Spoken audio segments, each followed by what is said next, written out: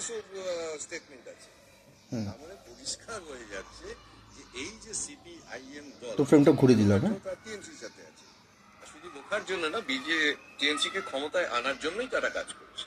আরেকটা বিষয় যেটা আসছে, আমি একদম খুব মানে মাটির মানুষ যারা আছেন, রুট থেকে যে বলছে, তাদের কাছে একটা প্রশ্ন যায় বা একটা বার্তা যাচ্ছে যে বিজেপি ধর্মকেন্দ্রিক রাজনীতি করে। এটার কতটা মানে যুক্তি আপনি দেবেন বা ব্যাখ্যা আপনি বলুন। এবার দেখুন, বিজেপি ধর্মকেন্দ্রিক রাজনীতি করে, এর উত্তর উনি দেবেন। কি দেবেন সেটা আমি শুনবেন একটু কিছুক্ষণ, তারপরে আমি আমার নিজে মতামত দেবো কি বলছেন উনি।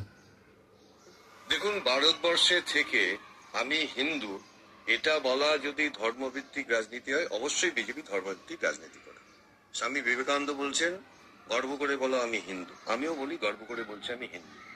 এটা বলা যদি ধর্মভিত্তিক রাজনীতি হয়, অবশ্যই ধর্মভিত্তিক। কি বলছেন উনি? বিজেপি যদি ভারতবর্ষে যদি এটা বলা অপরাধ হয় যে আমি হিন্দু, তাহলে বিজেপি মানে আমি মানে যেটা উনি বলতে চাইছেন সেটা হচ্ছে যে ভারতবর্ষে আমি হিন্দু, এই কথাটা কি বলা কোনো অপরাধ না? কোনো অপরাধ না। তুমি যে কোনো বলতে আমি হিন্দু, আমি মুসলমান, সবার রাইট আছে নিজের ধর্ম নিয়ে প্রচার করা, সব কিছু করা, সবার অধিকার আছে, করতে পারে, ঠিক আছে, ঠিক আছে, আমার কোনো আপত্তি নেই। এবং উনি স্বামী বিবেকানন্দের উল্লেখ করলেন। স্বামী বিবেকানন্দর কী উল্লেখ করলেন? স্বামী বিবেকানন্দের কথা উনি বললেন যে স্বামী বিবেকানন্দ বলেছে যে সবাই বলো গর্বে বললো তো আমি হিন্দু, ঠিক আছে, এটা আমাকে চেক করতে হবে। যাই হোক, এবার চলুন। কিন্তু যারা আমাদেরকে বলছে ধর্মভিত্তিক রাজনীতি করছে, এবার শুনুন, সেই সিপিএম কে, সেই বাম ইকোসিস্টেমকে আমরা প্রশ্ন করতে চাই। দীর্ঘদিন তো আপনারা বললেন যে বিজেপি সাম্প্রদায়িক, বিজেপি সাম্প্রদায়িক, বিজেপি সাম্প্রদায়িক। পশ্চিমবঙ্গে 34 বছর আপনারা সরকারে ছিলেন। তসলিমা নাসরিনকে এই কলকাতা শহর থেকে তাড়িয়ে দিয়েছিল, তখন টিএমসি ছিল না, তখন তো বামফ্রন্টের সরকার ছিল। তসলিমা নাসরিনকে একজন মহিলা, বাংলাদেশের একজন লেখিকা, তিনি লজ্জা বলে একটি বই লিখেছিলেন। ধর্মনিরপেক্ষতার পীঠস্থান এই পশ্চিমবঙ্গ, কবি, শিল্পী, সাহিত্যিকদের পীঠস্থান, এপার বাংলা ওপার বাংলা, আমারই বাংলা ভাষা, এসব বলেন আপনারা। সেদিন তসলিমা নাসরিনকে রাতের অন্ধকারে কলকাতা ছেড়ে চলে যেতে হয়েছিল, আশ্রয় দিয়েছিল নরেন্দ্র মোদীর গুজরাট। একদম সেদিন আপনারা সাম্প্রদায়িক ছিলেন না। এবং তারপর থেকে আইএসএফ এর সাথে জোট, তারপর আব্বাস সিদ্দিকির সাথে একই মঞ্চে ব্রিগেডে অধীর চৌধুরীকে থামিয়ে দিয়ে আব্বাস সিদ্দিকির জয়ধ্বনি করা, তারপরে হুমায়ুন কবিরের সাথে জোট। আজকে তো এটা পরিষ্কার হয়ে গেছে, সিপিআইএম যারা আমাদেরকে সাম্প্রদায়িক বলে, আসলে এরা মুসলিম মৌলবাদের মুখ। এরা এই যে জিহাদি শক্তি, যে জিহাদি শক্তি আজকে বাংলাদেশে গন্ডগোল করছে, যে জিহাদি শক্তি দীপু দাসকে হত্যা করছে, সেই জিহাদি শক্তি আজকে এখানে মাথাচাড়া দিয়েছে এবং তাদের সমর্থন, এটা পরিষ্কার। অর্থাৎ সাম্প্রদায়িক কে, সেটা পশ্চিমবঙ্গের মানুষ এদেরকে দেখে নিয়েছে। আরেকটা বিষয় দাদা, যেটা খুব মানে ওই মিথের প্রসঙ্গে আসছে, এখন নাকি বিজেপি সরকারের প্রথমত একটা খাদ্যাভাসে, বাঙালিদের যে মাছের হাতের বিষয়টা, খাদ্যাভাসে একটা মানে প্রচন্ড রকম পরিবর্তন এসে মাছ মাংস সবকিছু বন্ধ হয়ে যাবে, যেটারও একটা অন্য অ্যাক্ট আছে, সেটাকে প্রেজেন্টেশন অন্যরকম ভাবে করা হচ্ছে। দ্বিতীয়ত হিন্দি ভাষাকে চাপিয়ে দেওয়া হবে। মাতৃভাষা যে যারই, তার আঞ্চলিক ভাষা হোক, যে যাই ভাষা বলো, হিন্দিটাকে মাস্ট করে দিতে হবে। সেই বিষয় থেকে আপনি একজন একদম নিবিড় জায়গা থেকে আপনি বলুন, মুখপাত্র হিসেবে এই জায়গাটা একটু মানুষের কাছে পরিষ্কার হওয়াটা দরকার। দেখুন, আমি কি বলছি তাতে কিচ্ছু যায় আসে না, আমরা কি করছি সেটা দেখা উচিত। আমরা তো ত্রিপুরায় ক্ষমতায় আছি, 10 বছরের বেশি ক্ষমতায় আছি। ত্রিপুরায় কি মাছ খাওয়া বন্ধ হয়ে গেছে, মাংস খাওয়া বন্ধ হয়ে গেছে? আমরা তো আসামে ক্ষমতায় আছি। আমি ত্রিপুরা আসাম কেন বলছি, বাঙালি বেশি আছে আসামে কি মাছ মাংস খাওয়া বন্ধ হয়ে গেছে? ত্রিপুরা আসাম ছেড়ে দিন, মহারাষ্ট্রে পুনেতে চলে যান, গুজরাটে চলে যান, আহমেদাবাদে চলে যান, আপনি ইউপিতে চলে যান। সেখানে যদি আপনি মাছ মাংস খেতে চান, মাছ মাংস কি খাওয়া কেউ নিষিদ্ধ করেছে? পুলিশ অ্যারেস্ট করতে নিয়ে গেছে। এই টিএমসি বা যারা এই ন্যারেটিভ তৈরির চেষ্টা করছে, তারা বাঙালিদের কি ভাবে? বাঙালিরা এতই বোকা, বাঙালিরা কিছু বোঝে না, তাদের ব্যক্তিগত জীবনের অভিজ্ঞতা নেই। পশ্চিমবঙ্গের মানুষকে অন্য রাজ্যে যাচ্ছে না, আসামে যাচ্ছে না, ত্রিপুরায় যাচ্ছে না, সেখানে মাছ খাচ্ছে না। তা আমি যেটা চোখে দেখে আসছি সেটাকে বিশ্বাস করবো না? কেউ আমার কানের কাছে কিছু বলছে, সিএম কিছু বলে দিল বলে সেটাকে বিশ্বাস করবো?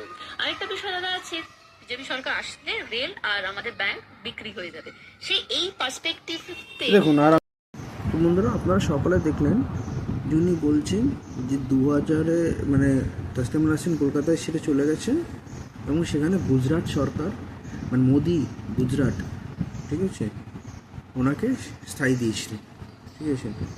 কিন্তু ফ্যাক্ট কী বলছি দেখুন, আমি গুগল করেছি সমস্ত ইনসিডেন্ট এখান থেকে, তারপরে এটা পুরো বিষয়টা কী হয়েছিল আপনারা, আমি জেমিনাই গুগল ওদেরই, দেখুন আমি এখানে শর্ট করে যেটা বাংলায় কী ঘটনাটা হয়েছিল দেখুন। 2007-এ উনি জয়পুর চলে যান কলকাতা ছেড়ে, ঠিক আছে।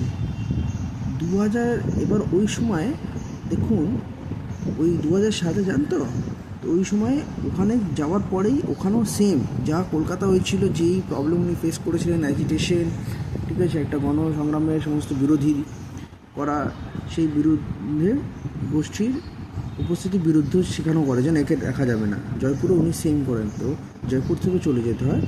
তখন দিল্লি সরকার, ওই সময় কিন্তু কংগ্রেস ছিল, 2007 আপনারা সবাই জানেন কংগ্রেস ছিল, তখন ওনাকে এই সেফ হাউসে থাকা হয়। তারপরে উনি সুইজারল্যান্ড 2008-এ চলে যান, 2008 থেকে 2011 সুইজারল্যান্ডে থাকেন, এবং তারপরে আবার 2011-তে উনি দিল্লিতে ফিরে আসেন, তারপর থেকে দিল্লিতে গেছেন। এই পুরো সময়কালে কি নরেন্দ্র মোদী ছিলেন? আর কোথায় এখানে বলা আছে যে উনি গুজরাটে গেছেন?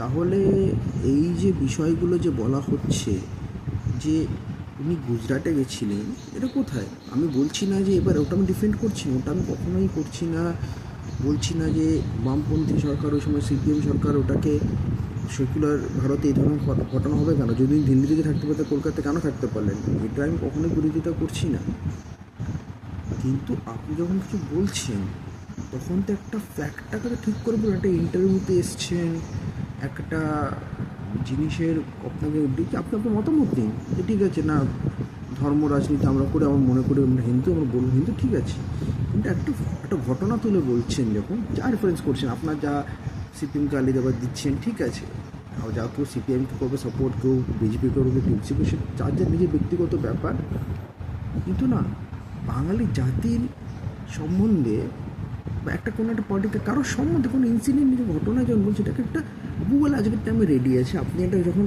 বলছেন, আপনাকে কিন্তু বলেনি এই ব্যাপারে বলতে, আপনি নিজে ওটাকে অ্যাড করছেন একটা পয়েন্টের মধ্যে, তো যখন বলছেন তো সেই ব্যাপারে একবার রিসার্চ করে যাবেন না যে কখন কী ঘটনা হয়েছিল, এটা বলে দমদম করে কোথায় বলা আছে এখানে দেখুন তো। যিনি গুজরাটে ছিলেন উনি সুইজারল্যান্ডে গেছেন 4 বছর, সুইজারল্যান্ডে ওনার সিটিজেনশিপও আছে, জানেন, সেটা নাগরিকত্ব আছে। তো এই যে আপনি বলে দিলেন একটা কথা যে এই গুজরাটে গেছিল, এটা কোথায়? আমি তো দেখতে পাইনি খুঁজে। ও ওই সময় তো এর কোনো সিনই নেই, ওই সময় আপনার নরেন্দ্র মোদী তো কোনো সিনই নেই। কংগ্রেস কেন্দ্রতে, দিল্লি সরকার স্টেটে তখন শিলা দীক্ষিত, আর ওদিকে পিএম ছিলেন হচ্ছে আপনার মনমোহন সিং, আর এদিকে বুদ্ধদেব ভট্টাচার্য। তো পুরো ঘটনাটার মধ্যে কিন্তু কিছু নেই। তো অতএব বলার জন্য একটা কথা বলে দিলাম, সেটা কী এমন তো মানুষ বিভ্রান্ত হয়ে যায়। সেই বিভ্রান্তগুলো করবেন না, কনফিউজ করবেন না লোককে, সবার পক্ষে সম্ভব হয় না সব কিছু দেখা। আমার একটু স্ট্রাইক করলো কারণ আমি ওটা নিয়ে ছিলাম, কী হলো ব্যাপারটা, সময় কি সত্যি কিছু কখন ঘটনা ছিল, সময় কি সত্যি ছিল।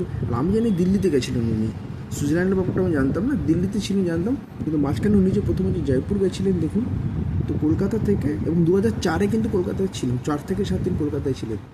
এবং লোকে এটাও বলছে, যেটা গুগলে, সেটা হচ্ছে যে ওই সময় নন্দীগ্রাম স্টার্ট হয়ে গেছিলো, তো ওইটাকে ধামাচাপার জন্য সিপিএম সরকার এটাকে একটু মানে বেশি বড় করে দেখিয়েছি মিডিয়ার সামনে, যাতে ওই দিকটা যে ধামাচাপা পড়ে, সেগুলো অন্য ব্যাপার। কিন্তু মেন ব্যাপারটা হচ্ছে যে